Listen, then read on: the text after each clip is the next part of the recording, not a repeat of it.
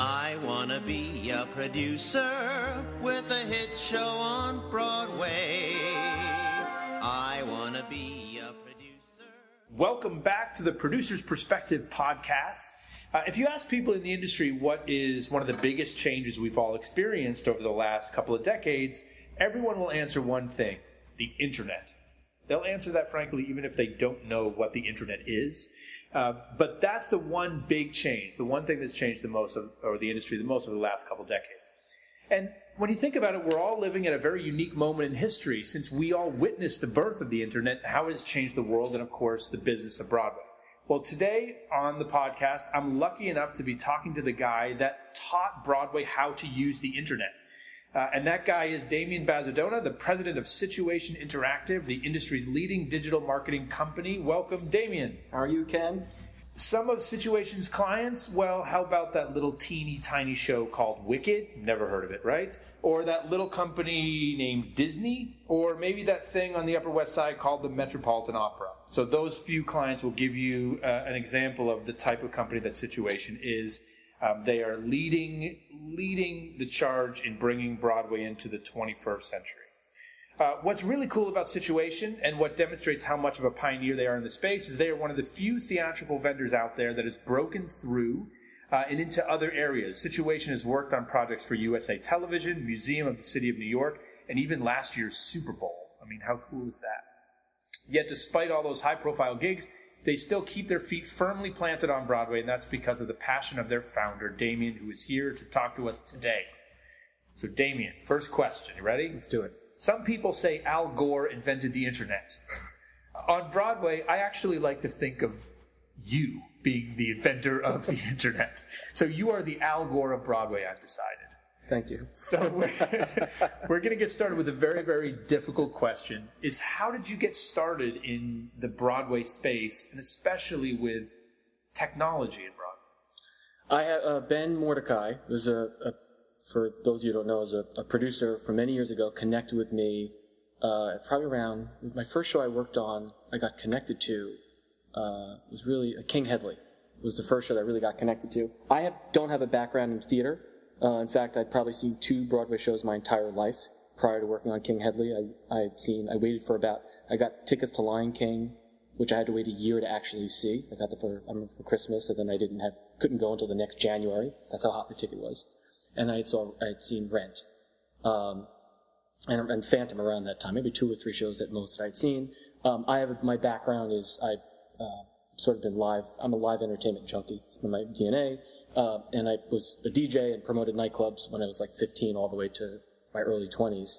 So it's in my DNA, live entertainment as a whole. So I tripped into, my connection into it was I was connected, I did some small projects in theater, but really King Hedley was the first thing that really drove me into the industry to learn about Broadway as a whole. And that really was my connector in. And so I worked on that. And I remember, again, first I was the guy that wore the tuxedo to opening night. And there was essentially 3 people that wore a tuxedo. It was like August Wilson, me, and Ben Mordecai, because I thought you wore a tuxedo to opening nights. So I learned quickly. I was the guy that would get there. I got there a half hour early, because I thought you were supposed to. So I came in like true fish out of water. But have fell in love. It's my favorite. It's one of the best gifts that have happened in my life to have sort of been introduced to theater. And do you think your perspective about not being a theater guy has given you greater insight on how to better it in terms of its marketing? I think so. I mean, I think that yeah, I do. Because I feel like I'm not as connected, now I'm connected to the industry, but I'm connected to the people. I get a drive off of looking at the pulse of the audience. A lot of times where I sit in a theater, I want to be able to see the audience, feel the audience. That was what really drives me personally. I love the rush of the live experience. I think there's a certain piece, because I think most people aren't, right? Most people aren't as connected. Like, we're all on the inside. And I think most people aren't. And I think when you could talk to people, going to Broadway is a big deal for people in their lives. Like, so if you think about the average person that I know in the industry, they haven't bought a ticket on a ticketing system maybe ever. They just haven't gone through the process. They probably see 10, 20, 30 shows, some a month, never mind a year. So I think the idea of respecting the tradition and understanding the mindset of what it means to be lucky enough to go to a Broadway experience, understanding that and valuing that, it's kind of hardwired into my brain because in my whole life, most people outside of my theater life are not, they're once a year Broadway. It's a big event for them. So I think understanding that mindset, personally allows me to respect it more, and that I'm lucky to get to work in this industry because it's awesome. So King Hedley was what year? When did you start? What year was that? I want to say around 2001, somewhere in that period of time. So what were you doing then? Was it the online revolution beginning? Is that where you started? So what was your day-to-day task in 2001 for online marketing or digital marketing? Well, so King Hedley was the first show that I worked on, and I was part of another company at the time. I had a business partner in another company at the time. And I remember I went to one of the ad meetings. It was at Sereno Coin. There was probably 25 or 30 people sitting around the table. And my business partner looked at me. I think this was like months before the production had started. And it was about a 3-hour meeting, 2 or 3 hour meeting. And my business partner looked at me and said, "No way, I ain't doing this. I'm not," because we didn't even know what our payment structure was. We knew nothing. So I'm not doing this. So shortly after that, not because of the show, I ended up splitting up with that business partner. And part of my agreement when leaving was saying there was a couple clients that came with me. One of them was King Hedley. And so that was really when was called Situation Marketing at the time when I split off. King Hedley, Broadway was one of my first clients when I had started Situation Marketing. So I think so back then I was a one-man band. Like I would literally make the website. I would do all the promotional outreach. Like I would go. It's really, in theory, it's not as different strategically then as it is now. Strategically, it's all based on marketing principles. Who are we trying to find and how do we go try and find them? The significant difference today, obviously, the toolkit I have has just changed dramatically. But back then, I was a one-man band. For the first 3 years, I was a one-man band. I would build the website. I would do all the marketing and media. I would use my credit cards to buy media. I would do everything, essentially by myself. For the first, and that's where I learned how to program. And I just learned. I'm self-taught by a lot of those pieces. I have a bachelor's in marketing degree. It's kind of my background. So I know the marketing and technology, and just was fortunate enough to kind of pull those two together and do them on Broadway. So I did it for about 3 years. And what were shows even do? I don't even remember. Of course, I was involved with them. What were we doing from an interactive? So we would buy, think about it, we would buy Google search. Google was a big driver then, but there were other search, like Yahoo, Google. A lot of the similar players were around. We did a lot of promotional elements when things were starting up. You'd be able to do a lot more on trade, and there's just a lot. Online in 2000, 2001 had not really established currency. The advertising platforms, there was no set rates. It's kind of the Wild West. So we could do anything. I would go, it was essentially banner advertising, it was search marketing, it was grassroots. I did a lot of grassroots type promotion stuff, things that I couldn't do anymore now because they charge for them, right? So we'd be able to go and do a deal, give you a pair of tickets to see August Wilson's King Hedley. In return, you give me all this other stuff. That stuff used to go a long way. Now they've monetized it all, so you can't really do the stuff we used to do. We did for King Hedley, I built a mobile site for the Palm Pilot. I still have a picture of it, which I think is kind of funny. But in theory, it's not that type of thing. There was no social platforms. There was no real mobile. Mobile didn't come around until over the past 5 to 10 years. Did King Hedley have a MySpace page? Very curious. King Hedley did not have a MySpace page. I don't even know if MySpace was around then. I don't think so. No, I think that was actually before its time. Didn't last long. But now you have this. So you have a big agency now, but you're not. I consider you different from the other big three, if you will, in terms of the agency. How does your agency and your business differ from the traditional Sereno Coins or the traditional ad agencies of any business?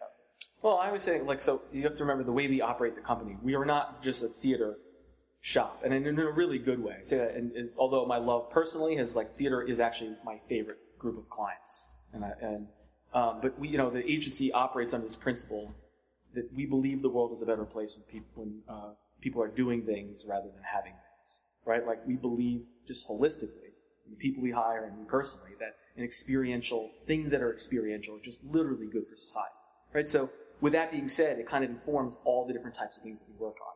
And so everything yes, we do a lot of work in arts, culture, theater, from Broadway shows to the opera, the ballet, the dance, but also think of the other experiential brands, attractions, the Super Bowl, travel, tourism, certain retail type experiences. That whole universe, the art of that, I think, so one of the big differentiators is we really look at experiences as a whole, not specifically just theater, which I think really is, I've always liked to think of as one of our differentiators, because our focus isn't, our knowledge set isn't just how do I find a theater person to go see a show?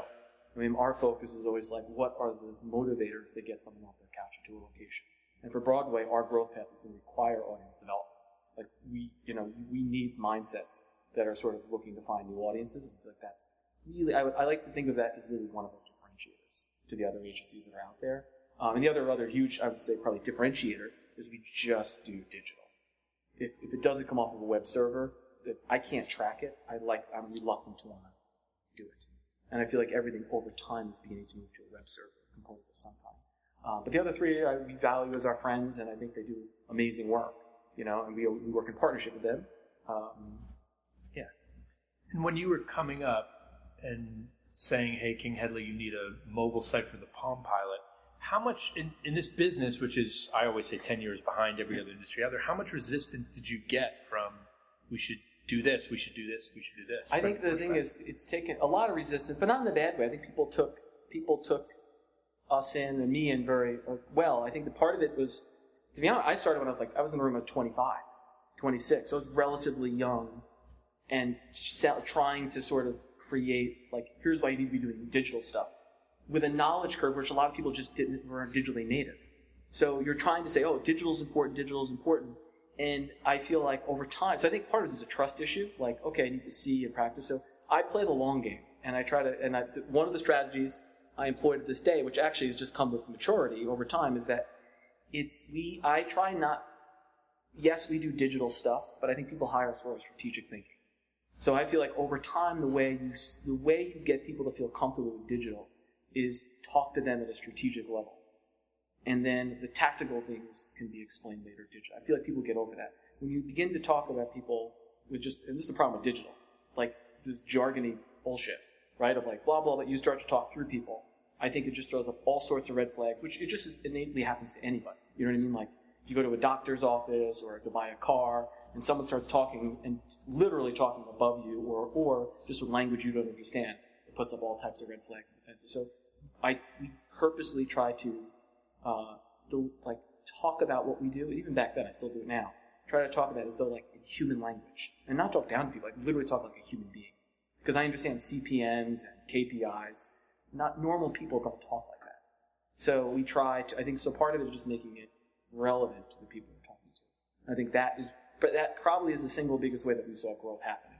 Plus, the other thing too is just look at online purchasing.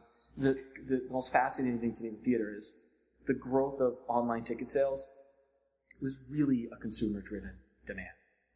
It's not like a bunch of people in the theater business said, let's sit around and find a better way to sell tickets online. It was consumers forced it, and which just happens in a lot of industries, and it just sort of has improved over time. There's been massive technology improvements. Like I think the ticketing system has come a really long way, and I'm sure it's very difficult because there are a lot of people to please along the way.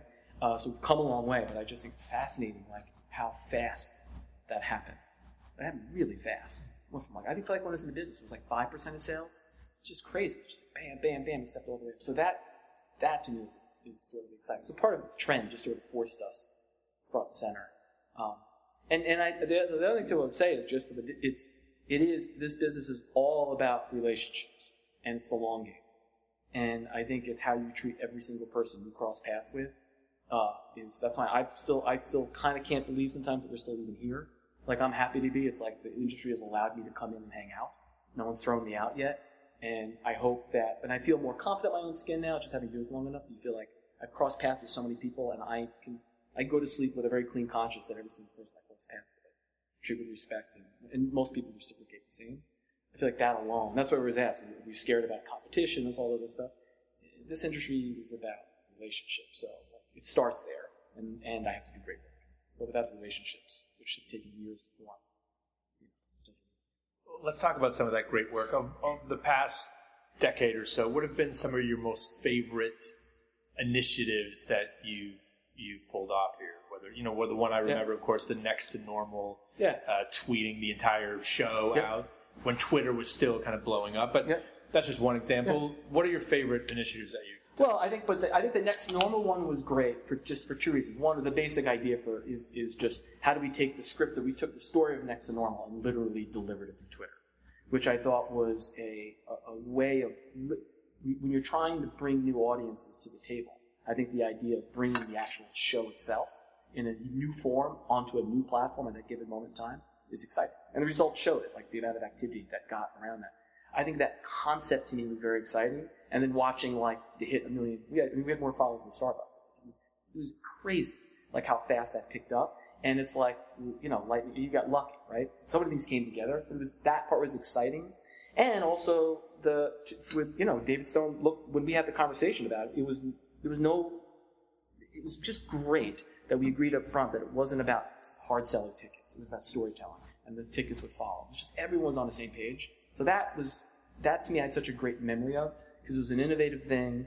The producers supported it and really helped drive it, and the whole team got behind it. Like that just worked. I thought we put the camera in hair. We put a camera in hair. At the end of the show, everyone goes up and they dance, and I thought we had this idea of having put the camera in where you can then every night record people dancing on a stage, which is like an amazing experience to say you dance on a Broadway stage. People pinch themselves. People do that. So the idea of to have this video there to be able to record it every night and capture that, and then allow people to share themselves dancing on stage, add hair through social channels, and just watch that response. Like you saw traffic double, you saw a whole bunch of things happen. That was exciting to watch that play out. And also behind the scenes, Joey Pons, a whole bunch of people pushed so hard to make that a reality. That took a lot of like, hey guys, we're going to throw a camera in the theater. How do you feel about that? Like a lot of people put a lot of effort to that. That to me is exciting. You have like all these people come together to do something big, because it opened the door to all other types of opportunities.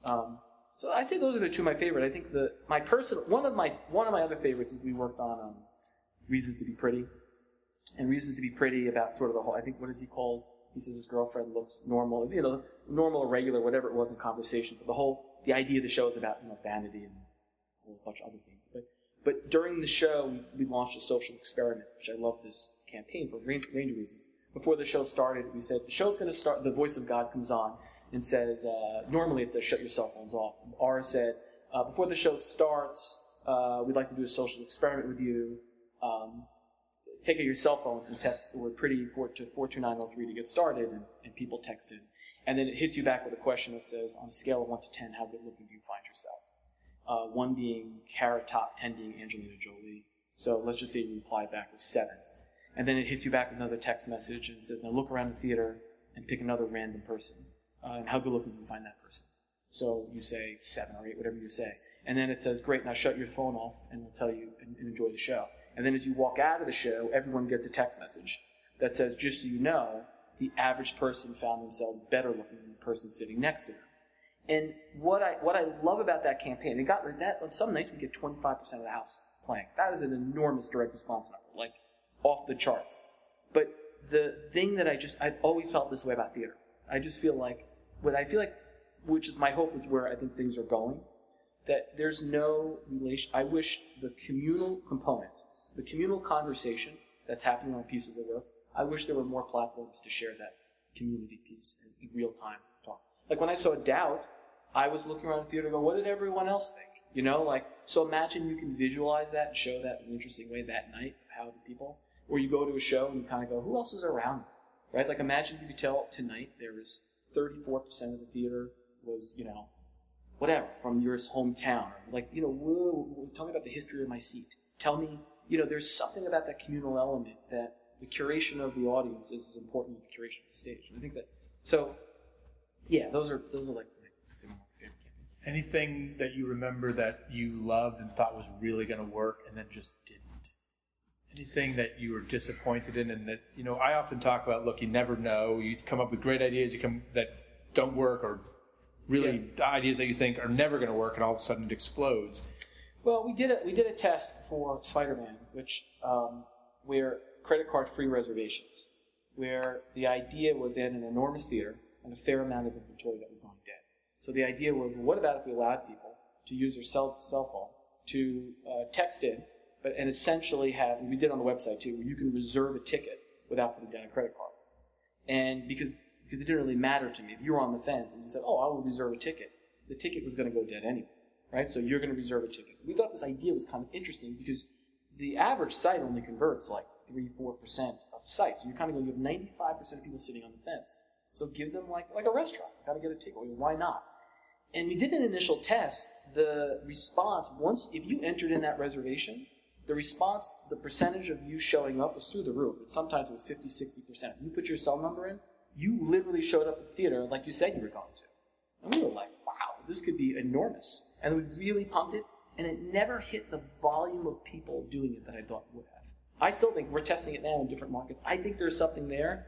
I admit sometimes I get fixated on an idea, and I can't get off of it, so I just kind of keep pushing, that I feel like I want to figure this out.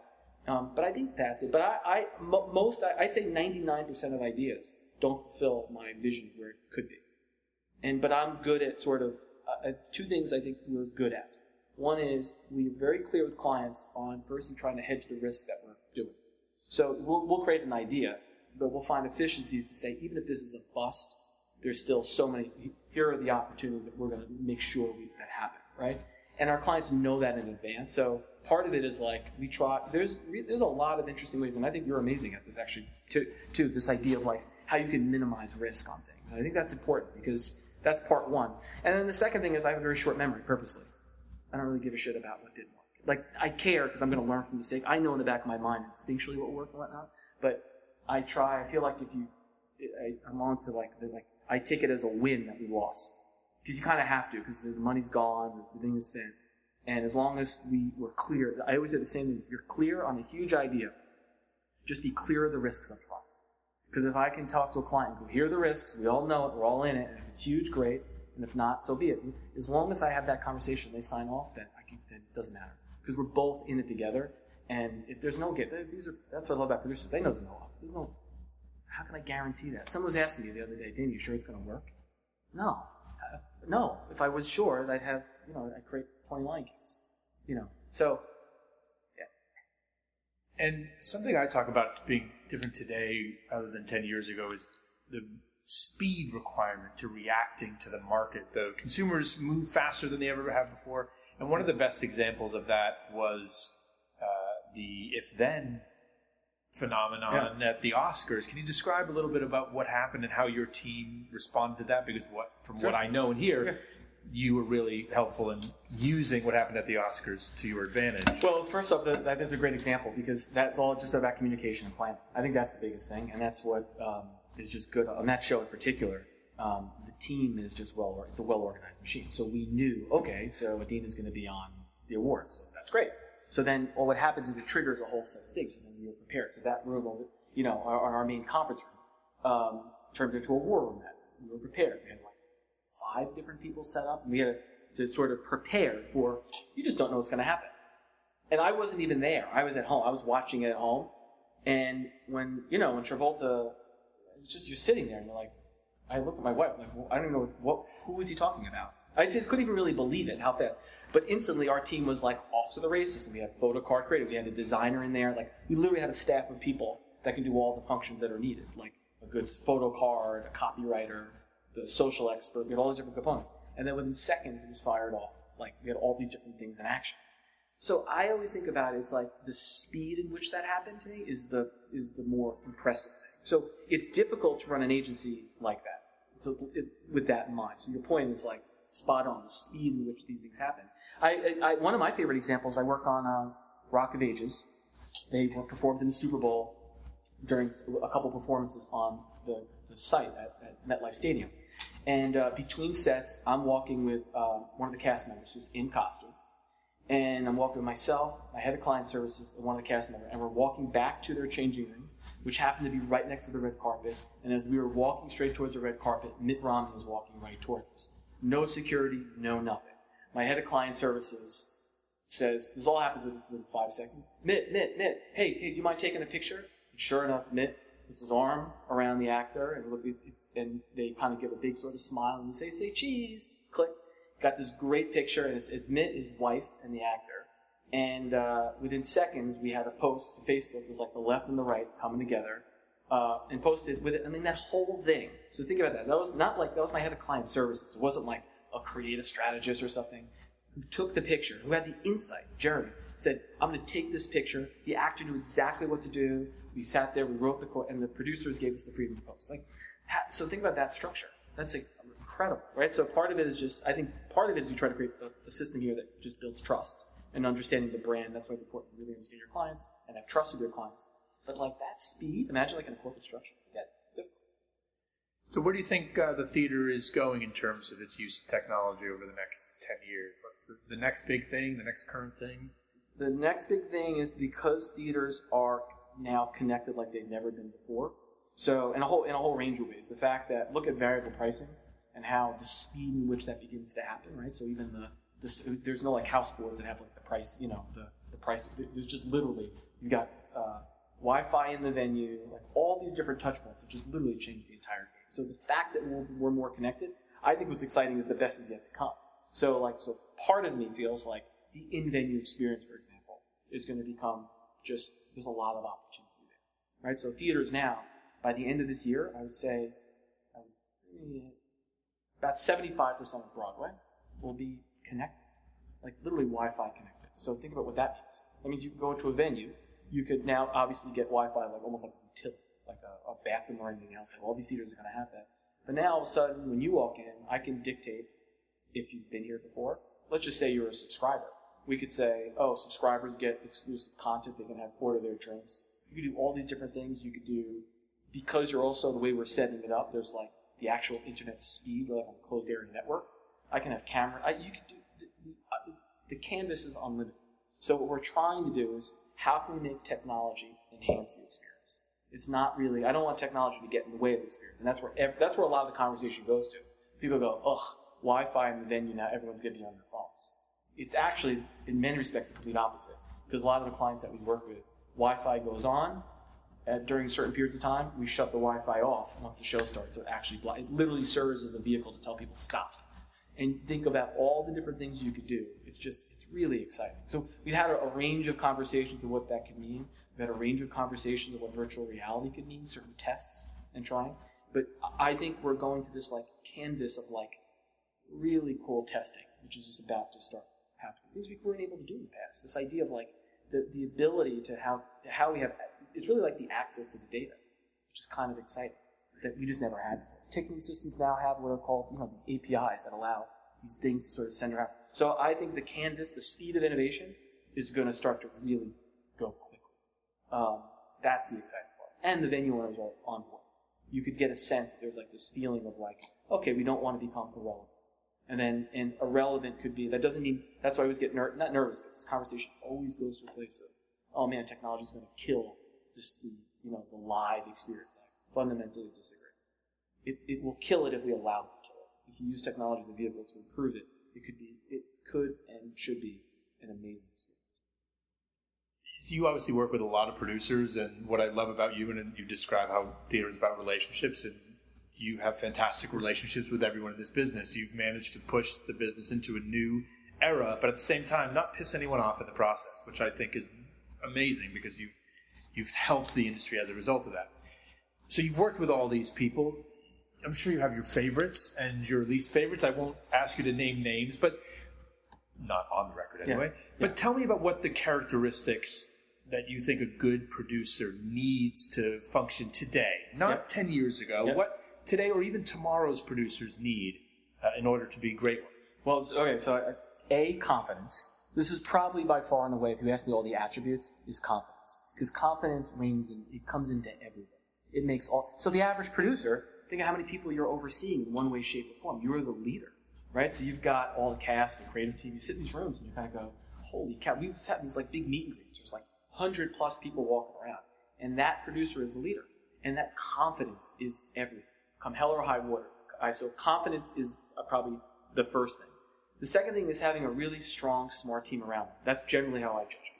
I could just tell by the people that kind of hang around and the people that are around them. Really great producers generally have I'd say a very solid team around them, because they have to know they can't know the answers to everything. They need to like kind of just really delegate. Because that's the thing that just kills. The thing that I think kills the productions is too many decision makers. It just crushes the process, because what it does is it roadblocks speed. Think of how much we talked about with speed, and you have to just be nimble, because this is what no plan survives first attack in entertainment. That's like golden rule number one. And then all of a sudden, you have these opportunities and these threats that just land on your plate. And the ability, you need to have an infrastructure and a team that sort of can go quickly and do what they have to do. But I think it's like clear lines of command. So even if there's multiple producers let's say there's multiple producers, there's one decision maker, they're empowered to be the decision maker.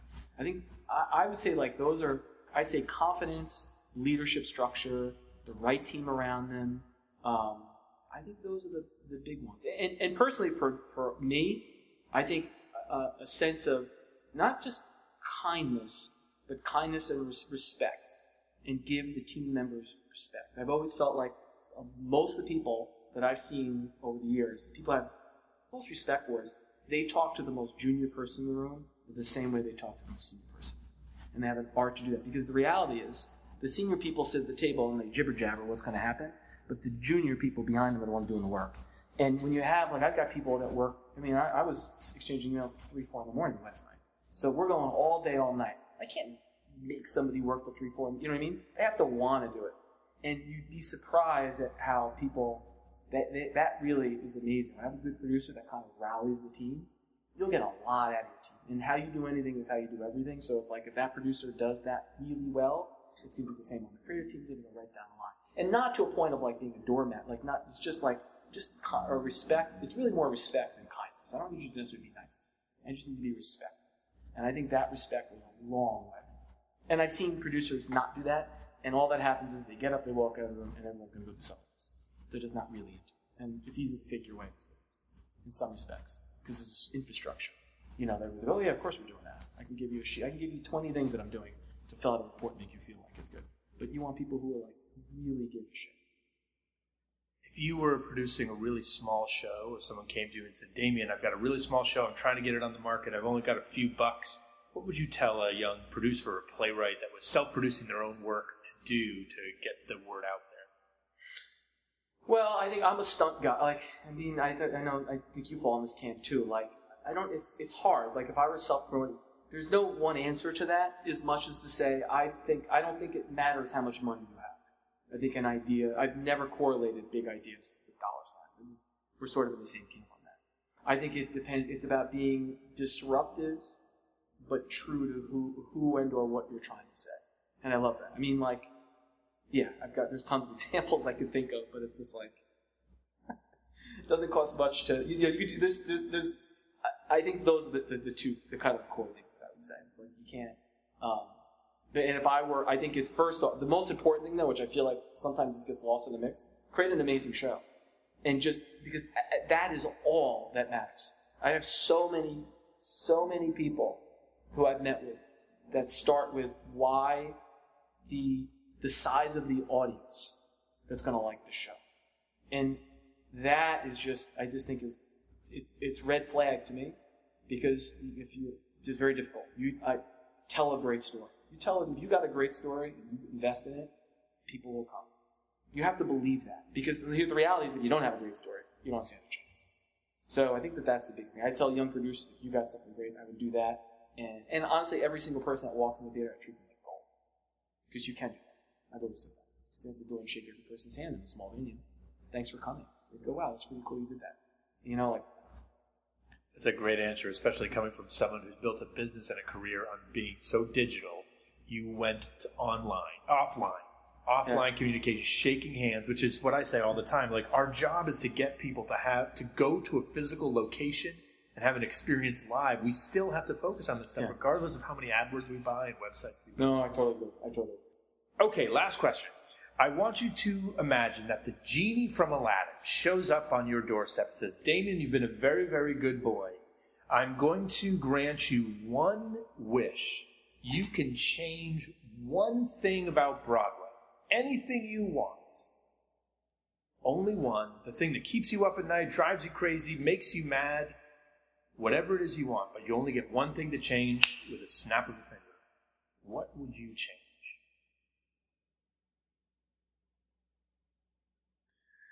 That there's never an empty seat. And I have qualifiers to that. But I would say that it's the thing that makes me the most frustrated is the fact that we have as many empty seats as we have, when there are so many people who would would give so much to have sat in that seat. And that it just kills me. You see a show that's sitting there. You ever go to a show like in February, like right now, and you walk around and you see it, and you're like, this is just horrible. And then we work with a fair number of schools, and I could tell you, the teachers there, the faculty, the people in the kitchen, they would die to go see that show. And it just kills me that those seats just go dead. It's a waste. So I'd say that would be the one I would change. Any ideas on how to do that? I do. I think we need to start recognizing. The first place to start is recognizing that 2 million seats are going to go dead every year. Period. Just is statistically the same every single year. It's flat line. Every year, 15%. 15, 14, 13, 18, 15% goes dead every single year. So if we accept that, then all of a sudden there is an argument to be made. You could start taking those 15% of tickets and take them off the rack and begin to think about these 15% of tickets from a point of view of audience development. Because it changes the dynamic. Because right now you're getting zero for it. So then all of a sudden it becomes the value, it's like the value of that ticket is based on the audience, not necessarily like on the ticket price. Right? So how do you value that audience then? So it's just kind of fascinating, because if you accept that, because that's just math, right? So the median show is going to have about 15%. So imagine you're a show coming into the fall. Would you take 15% of your inventory, taking it off sale, and you're going to charge your marketing and advertising teams to say, who is it that we actually want in on the show? Because again, in the back of your mind, these tickets are dead anyway. We're not getting this. Statistically, these will be gone. So all of a sudden it changes the dynamic. So that doesn't mean you need to give them away for free, but the conversation goes, oh, that's interesting. I want to get this type of person. I want to get this type of person. And right now the barrier for those people generally coming is, we have a ticket price that they don't value. Yet we want them in the venue. So flip it around, you kind of go, how much am I willing to pay for that person? It doesn't have to be. It's all incremental. It kills me. And that model, I think it should be very interesting. So then you start to go into these different markets, and that to me is the path for audience development. Because you start to look at that and you kind of go, wow. All of a sudden, I literally have conversations with people. I'll say, I want to buy a ticket. I'm raising money to buy tickets for a show. And they'll say, our student rate is $45 a ticket. And I'm like, I could drive a truck through your orchestra. But I can't get you the 45, or I'll get you the 45, whatever it is. But the reality is, I know I'm not the only person. They're turning away people for no reason. And I understand why, because there's a feeling as though it's going to distress other portions of the ticketing ecosystem. Lost revenue. We got to stop that. And also, the way we currently, I can go on this forever, but the way we think about audience development is like, it's last minute. So we're going to have tickets next Thursday. How can we get seats in the venue? How do we get people in the venue? And it's just crazy pants to me, because I could have told you that a year ago. And there is a small chance, that you might be that hot show that defied that. So what was the risk lost? You had put in people that you know would be great ambassadors for that show, so that's the risk loss. If you're that hot, that 5 or 10% would be peanuts. So it's irrelevant. So I think that's the long answer to it. And I think all of you out there listening right now can see why Damian brought us into this decade, and why he's going to certainly bring us into the next one. That's a fantastic answer about audience development. And again, has nothing to do with digital, which is why Damian's such a big strategic thinker, and why, to your point, you think clients come here, and I agree. Thank you so much for being with us. All of you out there, thanks for listening again. Don't forget, send any suggestions you have for future speakers, and go on to the producersperspective.com, subscribe so you can make sure you don't miss out on the next podcast. Thanks so much. We'll see you then.